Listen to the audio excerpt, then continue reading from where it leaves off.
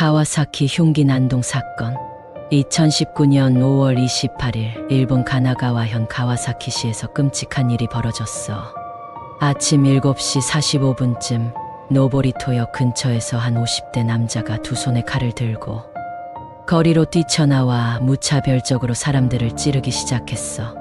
그날은 출근 시간대라 사람들이 꽤 많았는데 이 남자는 그냥 아무 이유 없이 공격했어. 처음에는 지나가던 남자를 뒤에서 찌르더니 통학버스를 기다리던 아이들에게로 가서 난동을 부렸어.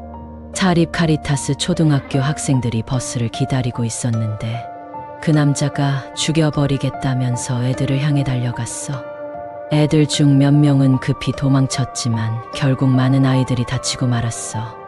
피해자는 총 18명이었는데 그 중에 11살 여자아이랑 39살 남자가 끝내 목숨을 잃었어. 그 남자는 자녀를 배웅하러 나왔다가 애들을 지키려다 참변을 당했어. 부상자도 많았는데 대부분 초등학생이었고 몇 명은 중상을 입었어. 현장은 말 그대로 아수라장이었어. 도망가는 아이들도 있었고 친구를 돕겠다며 다가가다가 다친 애들도 있었어. 편의점이나 역으로 달려가서 구조를 요청한 애들도 있었고 주변에 있던 사람들이 나서서 응급처치를 해주기도 했어. 근데 이 범인이 더 끔찍했던 게 사건 직후 스스로 목을 찔러 자살했어. 이 남자는 가와사키시 아사오구에 살던 51살 이와사키 류이치라는 사람이었어. 그는 오랫동안 히키코모리처럼 집에만 있었고 사회랑 완전히 단절된 상태였어. 어렸을 때부터 성격이 불안정했고 화를 자주 냈어. 학교 다닐 때도 친구들한테 폭력을 휘두른 적이 많았어. 사건 당일 그는 부엌칼 4자루를 준비해서 나왔고 칼을 손에서 놓치지 않으려고 장갑까지 끼고 있었어. 그뿐만 아니라 사건 현장을 미리 답사한 기록도 있어서 경찰은 이걸 계획 범죄로 보고 있어. 이 사건은 일본 사회에 엄청난 충격을 줬어.